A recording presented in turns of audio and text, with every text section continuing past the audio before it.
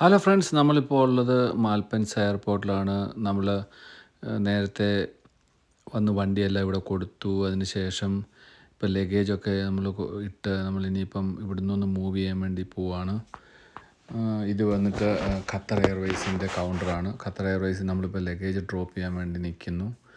Boarding pass എടുത്തിട്ട് ഇനി അടുത്ത നമ്മൾ ഇമിഗ്രേഷനും കാര്യങ്ങളും എല്ലാം കവർ ചെയ്ത് നേരെ നമ്മൾ പോകുന്നത് ഒരു 5.5-6 മണിക്കൂർ ഫ്ലൈ ഇവിടെ നിന്ന് റിയാദിനാണ്. പക്ഷേ ഖത്തറിൽ ഒരു സ്റ്റോപ്പ് ഓവർ ഉണ്ട്, ഒരു 2 മണിക്കൂർ, 2-3 മണിക്കൂറുണ്ട്. ഇപ്പം നമ്മൾ റിയാദിലെത്തുമ്പോൾ അറൗണ്ട് 4 AM ആകും. അപ്പോൾ എല്ലാവർക്കും നമ്മുടെ പുതിയ വീഡിയോയിലോട്ട് സ്വാഗതം. ഒരു ഫ്ലൈറ്റ് ഇവിടുന്ന് ടേക്ക് ഓഫ് ചെയ്യുന്ന കാണാം. തൊട്ടടുത്തൊരു എമിറേറ്റ്സ് ഫ്ലൈറ്റും കിടപ്പുണ്ട്.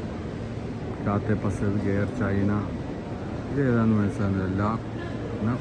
കൊമ്പാക്ട് ന്യൂ ഇത് ഏതാണെന്ന് മനസ്സിലായില്ല. ഇത് ആദ്യമായിട്ടാണോ ഞാൻ? കാത്തെ പസഫിക്കൊക്കെ കിടപ്പുണ്ട്. പിന്നെ വേറെ ഈ സൈഡിലൊന്നും കിടപ്പുണ്ട്. അതെനിക്ക് തോന്നുന്നത് ഡിസയറാണെന്ന് തോന്നുന്നു. പിന്നെ ദൂരെ നമുക്ക് കാണാം ആൽപ്സ്. അങ്ങനെ ഖത്തർ എയർവേസിൻ്റെ ബോർഡിംഗ് പാസ് ഒക്കെ കിട്ടി. നമ്മളിപ്പോൾ അവിടെ നിന്ന് ജസ്റ്റ് വന്ന് ഇവിടെ ഇരിക്കുകയാണ്. ഇവിടെ കുറച്ച് 5 മിനിറ്റ് റിലാക്സ് ചെയ്തിട്ട് പോകാമെന്ന് വെച്ചിട്ടിരിക്കുകയാണ്. നമ്മുടെ മുന്നിലുണ്ടായിരുന്നവരെല്ലാം സിംഗപ്പൂരിയൻസ് ആയിരുന്നു. അവരെല്ലാം നമ്മുടെ ഈ ഖത്തർ എയർവേസിൽ ട്രാവൽ ചെയ്യുന്നവരാണ്. അവർ തിരിച്ച് സിംഗപ്പൂരിന് പോകുമായിരിക്കും. അവിടെ ഒരു എമിറേറ്റ്സ് കിടപ്പുണ്ട്. ഭയങ്കര ചൂടെന്ന് പറഞ്ഞാൽ ഞാൻ ജാക്കറ്റും അതും ഇതും എല്ലാം ഇട്ടുകൊണ്ട് വന്നതുകൊണ്ട് നമ്മൾ -ന്ന് വന്നിട്ട് 3 ഡിഗ്രി 5 ഡിഗ്രി 6 ഡിഗ്രിന്ന് വന്നിട്ട് ഇവിടെ വന്നപ്പോൾ 14 ഡിഗ്രി. അത്യാവശ്യം നല്ല ചൂട് എയർപോർട്ടിനകത്ത്. നമ്മളെ ഫ്ലൈറ്റ് ഇതേ ഇവിടെ വന്ന് കിടപ്പുണ്ട്. ഖത്തർ എയർവേസ് ജസ്റ്റ് ലാൻഡ് ചെയ്തതാണ്. ഇതുവരെ നമ്മൾ തിരികെ പോകുന്നത് ഇപ്പോൾ അങ്ങോട്ട്. ഇമിഗ്രേഷൻ എല്ലാം കഴിഞ്ഞ് നമ്മൾ തിരികെ പോവാം അങ്ങോട്ട്. ഇമിഗ്രേഷൻ കഴിഞ്ഞില്ലല്ലേ? സെക്യൂരിറ്റി ചെക്ക് കഴിഞ്ഞ. ഇനി ഇമിഗ്രേഷൻ മുടിഞ്ഞ ക്യൂ ഉണ്ടായിരിക്കുമല്ലോ.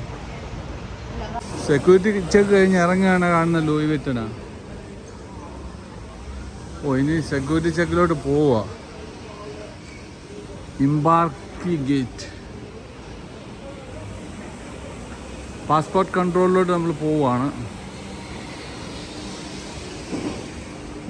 ഇറ്റലിയിലെ മാൽപ്പൻസ എയർപോർട്ടിൽ നമുക്ക് അത്ര വാവ് എന്ന് പറയാൻ പറ്റത്തില്ല. പക്ഷെ ഹ്യൂജ് എയർപോർട്ടൊക്കെ തന്നെയാണ്. നമ്മൾ ഈ ദുബൈയും ഖത്തറും അതും ഇതൊക്കെ കണ്ടിട്ട് ഇങ്ങോട്ട് വരുമ്പോൾ നമുക്ക് വലിയ അതിശയപരമായിട്ട് കാണാൻ പറ്റിയൊന്നുമല്ല. എന്നാലും ഓക്കെയാണ്. ആഫ്റ്റർ ഓൾ ഒരു യൂറോപ്യൻ എയർപോർട്ടല്ലേ, അതിൻ്റേതായ ഒരു കാര്യങ്ങളൊക്കെ കാണാമല്ലോ, അത്രയേ ഉള്ളൂ. പക്ഷെ എല്ലാത്തിനും മുടിഞ്ഞ വിലയാണ്. നമുക്കിവിടെ നിന്നൊന്നും അങ്ങനെ കാര്യമായിട്ട് മേടിച്ചിട്ട് പോകാൻ പറ്റത്തില്ല. കള്ളൊഴികെ. കള്ളൊരു പക്ഷേ ചീപ്പായിരിക്കും, ബാക്കിയെല്ലാം വില കൂടുതലാണ്. ഇതിന് 20 യൂറോ അല്ലേ? 19.95 നമ്മുടെ വിഷ്ണു മേടിച്ചോണ്ട് വന്ന്. പ്രൈസ് ഓൾമോസ്റ്റ് സിമിലറാണ്. 100 റിയാൽ. ഞാൻ യൂസ് ചെയ്യുന്ന അത് ടോമി, അതിവിടെ 20 യൂറോ. 100 യൂറോയുടെ ഒക്കെ ഉണ്ട്. ഹ്യൂഗോ അത് 29-30 യൂറോ. അത് 150 റിയാൽ. ഓൾമോസ്റ്റ് പ്രൈസ് സിമിലറാണ് ഇവിടെ സൗദി എയർപോർട്ടിൽ, റിയാദ് എയർപോർട്ടിൽ പ്രൈസുമായിട്ട്. നമ്മളങ്ങനെ ഓരോ ഷോപ്പുകൾ അങ്ങനെ നോക്കി നടക്കുവാണ്. ഒന്നും നമുക്ക് വാങ്ങാൻ പറ്റിയ ഷോപ്പുകളല്ല. ഗൂച്ചിയുടെ ഒക്കെ ആയിരിക്കുന്ന ബാഗിൻ്റെ വില എങ്ങനെ അടിച്ചാലും 1 ലക്ഷം 1.5 ലക്ഷം രൂപയാണ്. ഏറ്റവും മിനിമമാണ്. 1.5 ലക്ഷം ഇന്ത്യൻ റുപ്പീസ്, 2 ലക്ഷം റുപ്പീസ്, ആ റേഞ്ചാണ് ആ കാണുന്ന ചെറിയ ബാഗിൻ്റെയൊക്കെ വില. ഗുച്ചി. അതിൻ്റെ മേളിലാണ് ഇവൻ ബൾഗാരി. എക്സ്പെൻസീവാണ്, വെരി എക്സ്പെൻസീവ് സാധനം ഇതും. ഇതിൻ്റെ വാച്ചസ്, ജ്വല്ലറി, ബാഗ്.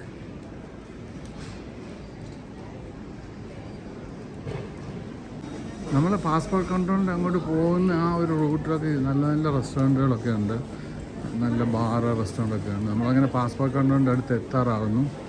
ഇനി നമുക്ക് ഇമിഗ്രേഷൻ കഴിഞ്ഞ് കാണാം. യാത്ര ചെയ്യുമ്പോൾ ഏത് എയർപോർട്ടിൽ പോയാലും രാഹുലുമായിട്ട് യാത്ര ചെയ്ത മിക്കവാറും എല്ലാ എയർപോർട്ടുകളും ഇപ്പോഴും നമ്മൾ യാത്ര ചെയ്യുമ്പോൾ എപ്പോഴും മനസ്സിനൊരു പിഴപ്പാണ്. അവരൊക്കെ എപ്പോഴും കൂടെ ഉണ്ടായിരുന്നു ആ സമയങ്ങളിൽ. മാൽപ്പൻസയിലും ഉണ്ടായിരുന്നു.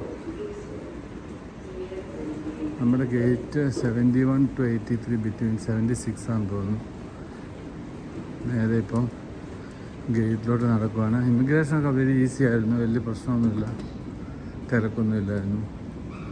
5-10 മിനിറ്റ് കൊണ്ടെല്ലാം കഴിഞ്ഞ് നമ്മളിപ്പോൾ നമ്മുടെ ഗേറ്റ് ലക്ഷ്യമാക്കി പോവാം. ഇതാ ഖത്തർ അവിടെ കിടപ്പുണ്ട് കണ്ടോ.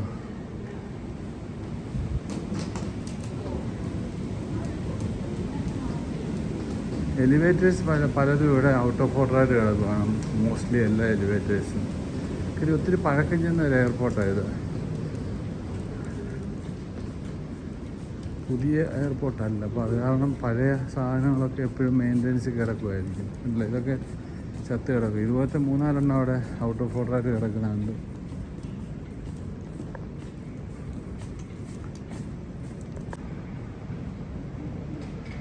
നമുക്കിനി ഇവിടെ നേരിട്ട് ഖത്തർ ഒരു 6 hour, അതിനുശേഷം അവിടെ നിന്നൊരു 3 hour ശേഷം ഖത്തറിൽ നിന്ന് going to Saudi Arabia, Riyadh.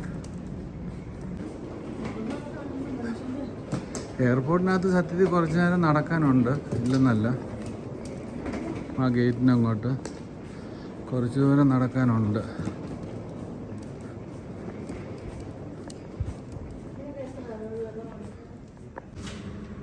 Click ചെയ്യുക, എന്നിട്ട്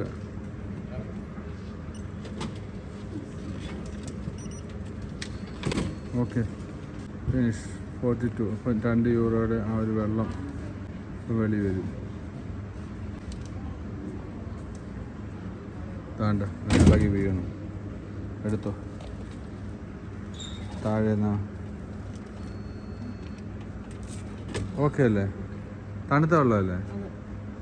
ശരി പാപ്പ. ഈ 79 ഗേറ്റ്. ഇവിടെ ഒരു റെസ്റ്റോറൻ്റ് ഉണ്ട്, ഒരു പിസ്സ റെസ്റ്റോറൻറ്റ്. വേറെ ഒന്നുമില്ല ഇവിടെ കാര്യമായിട്ട്. നമ്മൾ ഈ ടെർമിനലിൻ്റെ ഇങ്ങനെ അറ്റത്തെത്തി. നമ്മൾ റെസ്റ്റോറൻറ്റിൻ്റെ അവിടെ വന്നിരുന്ന ഒരു പിസ്സ വല്ലതും കഴിക്കാമെന്ന് വിചാരിച്ചിട്ടിരിക്കുകയാണ് ഇപ്പം. ഇനി അതിൽ 1 മണിക്കൂർ കഴിഞ്ഞാൽ നമ്മൾ മുന്നിൽ കാണുന്ന ഖത്തർ എയർവേസിൽ പോകുന്നു. ഫ്ലൈറ്റിൽ കയറി നമ്മൾ ഭക്ഷണമൊക്കെ കഴിച്ചു. അങ്ങനെ കുറേ നേരം TV ഒക്കെ കണ്ടിങ്ങനെ ടൈം പാസ് ചെയ്തു. അത് കഴിഞ്ഞ് ഞാൻ ജസ്റ്റ് ഇതിൻ്റെ റൂട്ട് ഇപ്പോൾ എവിടെയായി ഒരു 2-3 മണിക്കൂർ കഴിഞ്ഞാണ്. അപ്പം റൂട്ട് ഇങ്ങനെ നോക്കുമ്പോഴത്തേക്കും നമ്മൾ ഓൾമോസ്റ്റ് ഈ പാലസ്തീനിയൻ ടെറിട്ടറി, അതായത് ജോർദാൻ്റെ ആ ഒരു ആകാശപാതയിൽ കൂടെയാണിപ്പം ഫ്ലൈറ്റ് പോകുന്നതെന്ന് മനസ്സിലാക്കാൻ കഴിഞ്ഞു. അമ്മാൻ എന്നൊക്കെ എഴുതി കാണിക്കുന്നുണ്ട്. അപ്പോൾ അതിൻ്റെ അർത്ഥം നമ്മൾ ഓൾമോസ്റ്റ് നിയർ ടു മിഡിൽ ഈസ്റ്റിലോട്ട് കയറുകയാണ്. ഇനിയിപ്പം ഒരുപക്ഷെ സൗദി അറേബ്യയുടെ ആകാശപാതയിൽ കൂടെ ആയിരിക്കും നമ്മൾ നേരെ ഖത്തറിലോട്ട് കടക്കുക. അങ്ങനെ നമ്മുടെ യാത്ര തുടരുന്നു. എന്തായാലും നമുക്ക് ഇനിയും ഉണ്ട് 2.5-3 മണിക്കൂർ, 2.5 മണിക്കൂറെങ്കിലും മിനിമം നമുക്ക് ഫ്ലൈറ്റ് ടൈം ഉണ്ട്. ഇപ്പം നമ്മുടെ ആ ഒരു റൂട്ട് മാപ്പ് കാണുമ്പോൾ സൗദി അറേബ്യയിലോട്ട് കയറിയിട്ടുള്ളപ്പം സൗദി അറേബ്യ ക്രോസ് ചെയ്ത് ഖത്തറിലെത്താൻ എന്തായാലും ഒരു 2-2.5 മണിക്കൂർ എന്തായാലും എടുക്കും. അങ്ങനെ നമ്മളിങ്ങനെ യാത്ര തുടർന്നുകൊണ്ടേയിരിക്കുന്നു. നമ്മളങ്ങനെ ലാൻഡായി ഖത്തറിൽ. നമ്മളങ്ങനെ ഖത്തറിലെത്തി. ഒരു സമയം 11 മണി.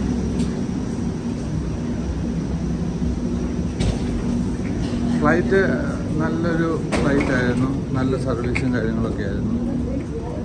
Not bad. എന്തിപ്പം പറയാനാ, ഇപ്പം ഇവിടെ ഫോട്ടോ എടുക്കരുതെന്നോ ഇല്ലെന്നുണ്ടെങ്കിൽ വീഡിയോ എടുക്കരുതെന്നോ നിയമങ്ങളൊന്നുമില്ല, ഇതൊന്നും എഴുതിയും വെച്ചിട്ടില്ല. അപ്പം പിന്നെ വീഡിയോ എടുത്ത് പോകാം. എത്രയോ പേര് ഈ എയർപോർട്ടിൽ വീഡിയോ എടുക്കുന്നു. അവിടുത്തെ ഒരു എയർപോർട്ട് സ്റ്റാഫ് എന്നെ ഇങ്ങനെ നോക്കുന്നു, ഞാൻ വീഡിയോ എടുത്തതിനെന്ന് ഇങ്ങനെ പറയുന്നു. പക്ഷേ നമ്മൾ ഇല്ലീഗലായിട്ടൊന്നും എടുത്തില്ലല്ലോ, നമ്മളിങ്ങനെ കയറി വരുന്ന വീഡിയോ അല്ലേ എടുക്കുന്നത്. അതൊരു വലിയ വിഷയമാണോ എനിക്കറിയില്ല. 11 മണിയായി. ഇപ്പം ഇവിടെ സൈലൻ്റാണ് എയർപോർട്ട്, കാരണം ഓൾമോസ്റ്റ് ഫ്ലൈറ്റുകളെല്ലാം പോയി കാണും. എല്ലാം ഒരു എംപ്റ്റി ലുക്കാണ്. നമ്മളങ്ങനെ സെക്യൂരിറ്റി ചെക്ക് എല്ലാം കഴിഞ്ഞിട്ട് ഇറങ്ങി. ഇനിയിപ്പോൾ 2-3 മണിക്കൂറുണ്ട്. ഇത് ഏത് ഫ്ലോറിലാണ്? ഇവിടെ കാട് പോലെ, നമ്മുടെ സിംഗപ്പൂര് പോലെ ഒരു സൈഡ് അവരുണ്ടാക്കി വെച്ചിട്ടുണ്ട്. ഒരു മിനി വേർഷനാണ് സിംഗപ്പൂരിൻ്റെ, ഒരു മിനി വേർഷൻ, ഒരു ചെറിയ ഭാഗം. അതായത് ചെറിയ ഭാഗം ഇവർ ചെടികളും കാര്യങ്ങളൊക്കെ വെച്ച് നല്ല നൈസാക്കിയത് വെച്ചിരിക്കുന്നത്. ഇത് നേരത്തെ തന്നെ ഉള്ളതാണ്, പക്ഷെ നമ്മളിവിടെ വന്നു കഴിയുമ്പോഴേക്ക് ഈ ഒരു ഏരിയയിലോട്ട് വരാറില്ല. പടപടയും നമ്മൾ ഇറങ്ങി ഓടുക. അത് കാരണം കഴിഞ്ഞ പ്രാവശ്യം വന്നപ്പോൾ നമ്മൾ ഇങ്ങോട്ട് വന്നില്ലായിരുന്നു. ഖത്തർ എയർപോർട്ട്, ഇവിടെ സിംഗപ്പൂർ എയർപോർട്ടിൻ്റെ ഒരു സ്റ്റൈല്.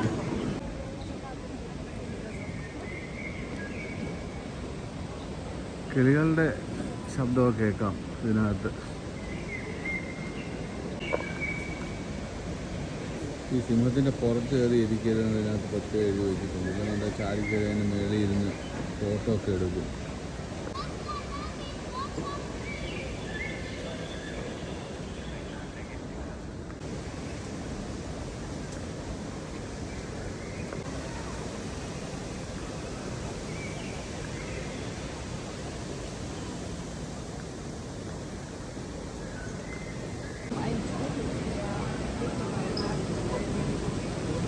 സൂപ്പറായിട്ടാണ് ഇത് അവർ അറേഞ്ച് ചെയ്തിരിക്കുന്നത്.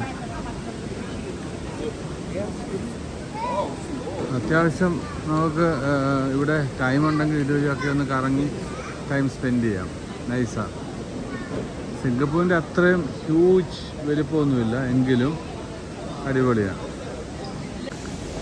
മൃഗങ്ങളുടെ ഈ ഒരു ഡിസൈൻ ശരിക്കും പറഞ്ഞാൽ നല്ല അട്രാക്റ്റീവായിട്ട് തോന്നി. ഈ ഒരു പാസഞ്ചേഴ്സിനൊക്കെ വന്നു കഴിഞ്ഞാൽ ഫോട്ടോ എടുക്കാനൊക്കെ പറ്റിയൊരു സംഭവം. ഇത് നല്ല രസമായിട്ടാണ് ഇവർ ചെയ്തിരിക്കുന്നത്. ആനിമൽസ് എല്ലാം ഒരു മേശയ്ക്ക് ചുറ്റും ഇരുന്നിട്ട് അടിപൊളിയായിട്ടിരുന്ന് ഫുഡ് കഴിക്കുക.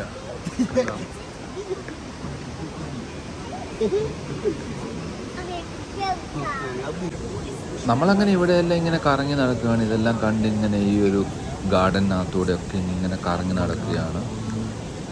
സമയം ഇനി നമുക്ക് പോകാനുണ്ടല്ലോ. അപ്പോൾ ഇതൊക്കെ കണ്ടൊക്കെ തന്നെ ഇങ്ങനെ കുറച്ച് സമയം കളയാം. ഒരു 8 മണിക്കൂറൊക്കെ ഉണ്ടല്ലോ.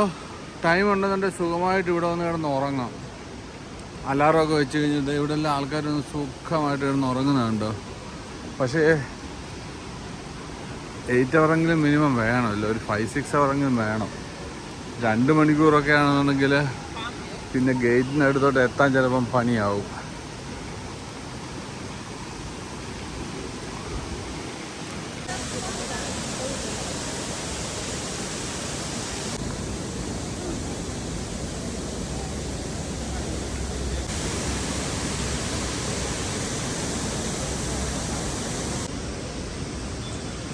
അങ്ങനെ ഖത്തർ എയർപോർട്ടിൽ കുറേ നേരം ഈ ഗാർഡനിലൂടെയൊക്കെ ഇങ്ങനെ കറങ്ങി. നമുക്കിനിയുണ്ട് 3 അവർ. നമ്മുടെ ട്രാൻസിറ്റ് ടൈം എന്ന് പറയുന്നത് 3 അവേഴ്സാണ്. അപ്പോൾ അതുവഴിയൊക്കെ ഒന്ന് കറങ്ങി. ഇനിയിപ്പം നമ്മൾ നേരെ പറ്റിയാൽ ലോഞ്ചിൽ കയറാം, അല്ലെന്നുണ്ടെങ്കിൽ നമ്മൾ നമ്മുടെ ഗേറ്റിന് അങ്ങോട്ട് പോകാം. ഇനി 1 മണിക്കൂർ 1.5 മണിക്കൂർ ഫ്ലൈ അല്ലേ ഉള്ളൂ. അപ്പം പിന്നെ വലിയ ടൈമില്ല. 2 മണിക്ക് ആണ് നമ്മുടെ ഫ്ലൈറ്റ്. 2 കഴിഞ്ഞിട്ട് 2:10 അതിനുശേഷം 1.5 മണിക്കൂർ, ഒരു 3:30 3:45 4 ആകുമ്പോൾ ലാൻഡാവും.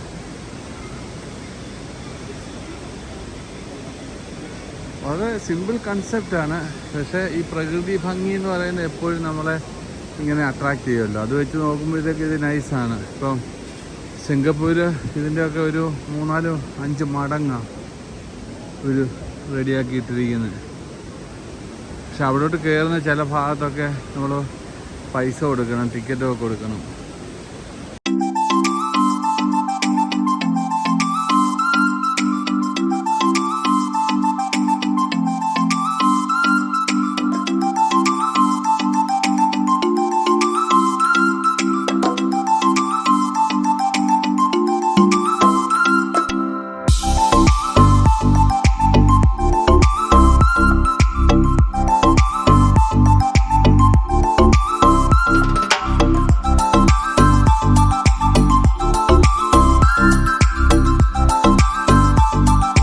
നമ്മളങ്ങനെ ഈ ഗാർഡനിൽ കുറച്ച് സമയം സ്പെൻഡ് ചെയ്തിട്ട് നമ്മൾ നേരെ കയറുകയാണ്, മുകളിലോട്ട് പോവാണ്. നമ്മുടെ ഗേറ്റിൻ്റെ അങ്ങോട്ട്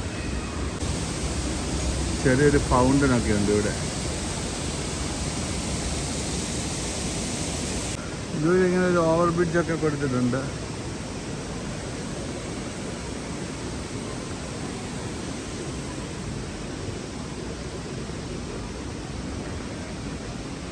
കഴിഞ്ഞ ദിവസം ഏതൊരു എപ്പിസോഡിൽ കണ്ടാണ് സഞ്ചാരത്തിൻ്റെ നമ്മുടെ സന്തോർ ജോർജ് കുളങ്ങര ഇതുവഴി പാസ് ചെയ്തപ്പോൾ ഇതിനെപ്പറ്റി പറയുന്നത്. ലൂയി വിറ്റൻ്റെ ചേർന്ന് നിൽക്കുന്ന ആ ഒരു സ്ഥലമാണ് ഈ ഗാർഡൻ. ഇവിടെ നമ്മൾ ഫ്ലൈറ്റ് ഇറങ്ങുമ്പോഴത്തേക്കും വളരെ എംപ്റ്റി ആയിരുന്നു. ഇപ്പം കുറേ ഫ്ലൈറ്റുകൾ വന്ന് ഇറങ്ങിയെന്ന് തോന്നുന്നു. ഇവിടെയൊക്കെ നല്ല ബഹളമുണ്ട്. ഇപ്പം ഭയങ്കര തിരക്കാണ്. നമ്മുടെ ആ സെക്യൂരിറ്റി ചെക്കിലൊക്കെ ഒരു 100-500 ആൾക്കാരുണ്ടായിരുന്നു. നല്ല തിരക്കായിരുന്നു. ദുബായ് മോളിൽ ഇങ്ങനെയല്ലേ, മേളിൽ നിന്ന് ഇങ്ങനെ വെള്ളം ഒഴുകി വരുന്ന ആ ഒരു ഡിസൈൻ, അതുപോലെ Qatar airport really very huge airport തന്നെയാണ്.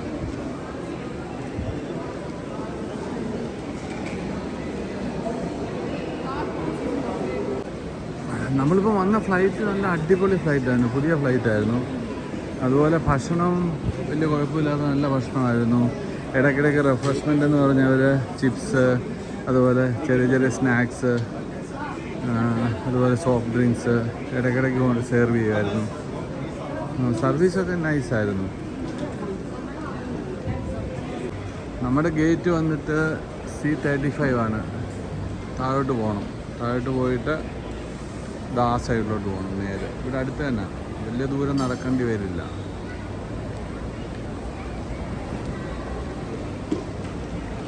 ഡെക്കറോ കാണാൻ രസമുണ്ട്.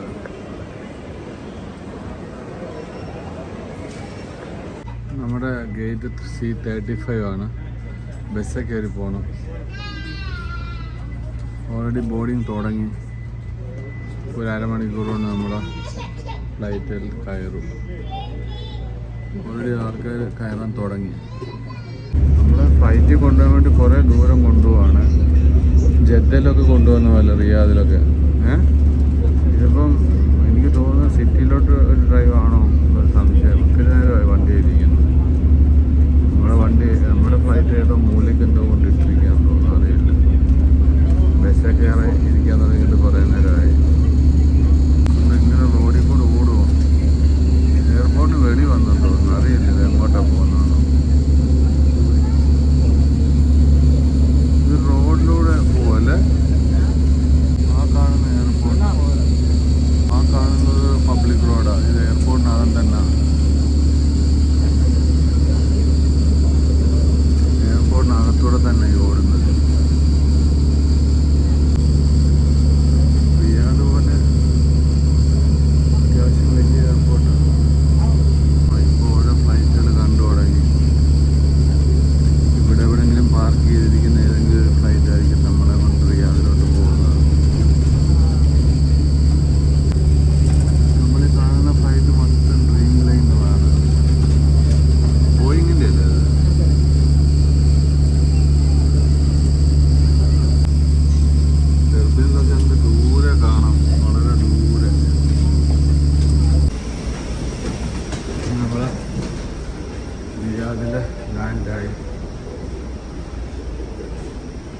സമയം 3:30 മണി വെളുപ്പിന്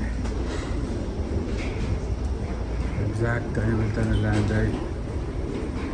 ഈജിപ്റ്റ് എയർവേസ് കിടപ്പുണ്ട് ഇവിടെ. അപ്പോൾ ഫ്രണ്ട്സ്, നമ്മളങ്ങനെ ഫ്ലൈറ്റിൽ നിന്ന് ഇറങ്ങി നേരെ നമ്മളിനി ഇമിഗ്രേഷൻ ക്ലിയർ ചെയ്ത് പോകണം. ഇവിടെ ഇമിഗ്രേഷന് ഗേറ്റും ഉണ്ട്. റെസിഡൻറ്റ് പെർമിറ്റുള്ള വിദേശികൾക്ക് നമുക്ക് ഇതുവഴി ഗേറ്റ് വഴി നമുക്ക് കടന്നു പോകാം. ഒരു 5 മിനിറ്റ് കൊണ്ട് ഇമിഗ്രേഷൻ ക്ലിയർ ചെയ്ത് നമുക്ക് വെളിയിൽ പോകാം. അപ്പം നമുക്കിനി അടുത്ത വീഡിയോ കാണാം. അതുവരേക്കും എല്ലാവർക്കും ബൈ ബൈ.